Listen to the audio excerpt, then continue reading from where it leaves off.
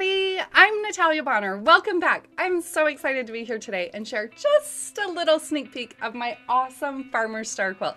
Okay, I know that I just recently shared another version of this Farmer's Star quilt. I've actually machine quilted this quilt for myself, I think like 3 or 4 times now, and this is totally not something that I usually do. But when I quilted the last version of this Farmer's Star quilt, my brain just started exploding with ideas, and I thought, I have to do another one that's so different from the last one and just so cool. This one screamed feathers at me. You guys know that I love to machine quilt feathers. I have written a book all about feathers, Visual Guide to Free Motion Quilting Feathers. I have an online class that's all about feathers. I just love machine quilting feathers, and I knew that I needed to quilt another version of this fun quilt with feathers. So in today's video, I'm going to be sharing just a little bit of the quilting in one of these blocks right here. I'll be quilting some of the feathers. If you do want to take a deeper dive, you know, go through my whole process with me of machine quilting this quilt, marking, planning, designing, all of that, I do share exclusive, more in-depth videos over in the Piece and Quilt Academy. So you can join the Piece and Quilt Academy on our website, pieceandquilt.com. It's a great resource for any machine quilter. A few things though before we do hop over to my machine today. I'm quilting everything here on my Gamel 22-inch machine. This is hand-guided quilting. Now you will see that I'll use my 4-in-1 machine quilting ruler to do just a little bit of ruler work. You can also pick up my rulers on my website, pieceandquilt.com. I am quilting this quilt on a panel. So I originally designed this quilt and wrote a piecing pattern. We do have that, but I've also had Carly from Honest Fabrics make this Farmer's Star available in patterns as well, or in panels as well. So you can pick those panels up and you're ready to start quilting instead of piecing if that's what you like to do. So this version, like I said, is the panel. That's why when you see me quilting, there won't be any seams and it lays really flat.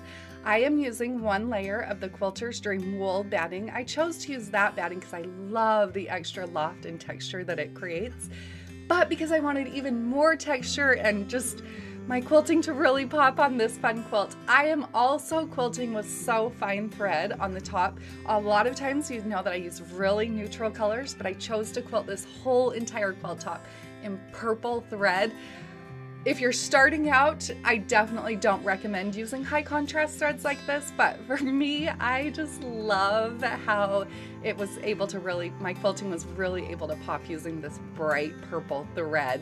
Now, I do all my quilting on a Gamel 22-inch machine, and I set my machine stitch regulated at 12 stitches per inch. Let's hop over to the machine and let's get stitching.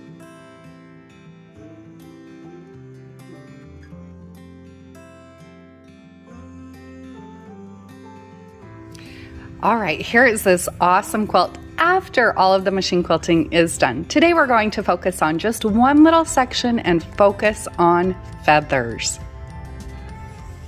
With this quilt, I have already quilted across the top row and done a bit of marking. Like I said, I do share my full process over in the Piece and Quilt Academy.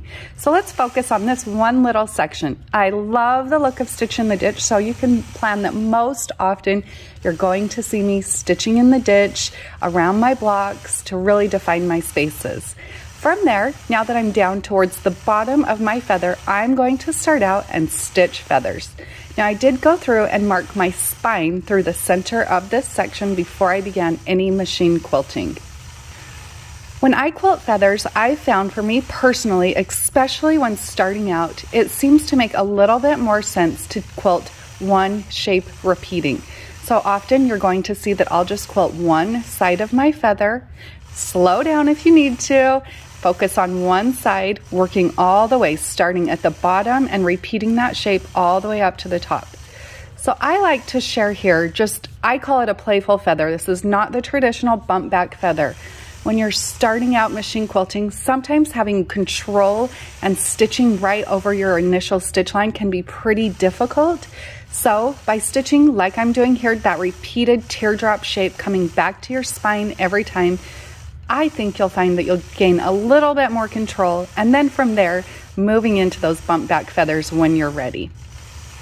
So once I've stitched all the way to the top of that feather, then you'll see I'll use my 4-in-1 machine quilting ruler to stitch along my marked line, creating that spine.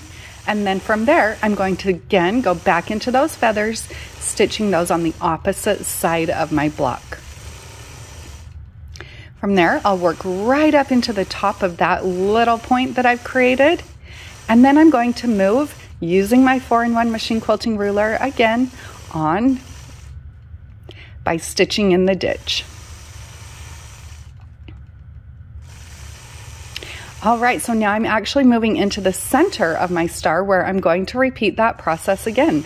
So I'm using my 4-in-1 machine quilting ruler again to travel right into the center.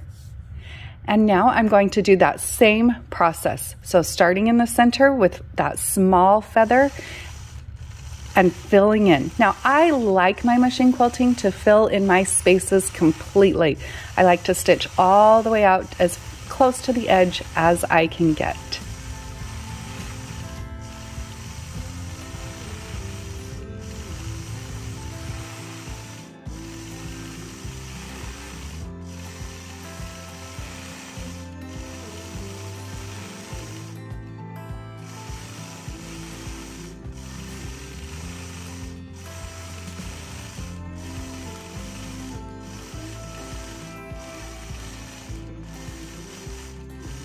Now once I've filled in that first side of the second feather, then again I'm going to move to my 4-in-1 machine quilting ruler, stitch my spine that I have marked.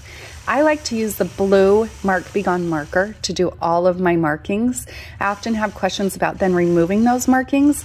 I like to use a little solution that I do share a video with. Just search my YouTube channel and you'll find a little video where I share the solution that I use to remove my blue Mark Be Gone markings.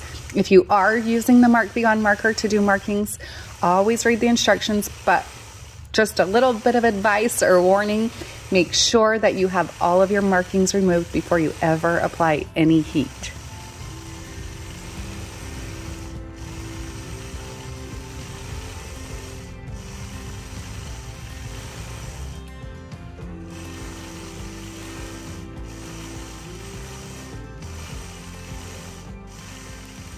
I'll continue that process again using my 4-in-1 machine quilting ruler. Start out by either stitching in the ditch or creating defined spaces like I'm doing here, and then repeating that same process starting down at the bottom, filling in one side with the feathers, stitching down the center spine that I have marked, and then filling in the opposite side with feathers again.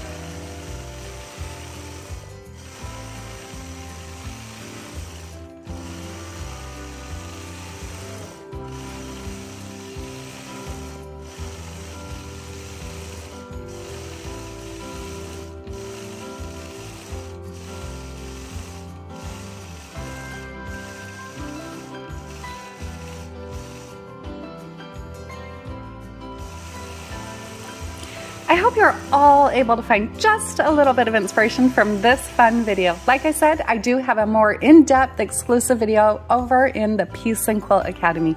You can join that by visiting our website, pieceandquilt.com. Have a great day, everybody.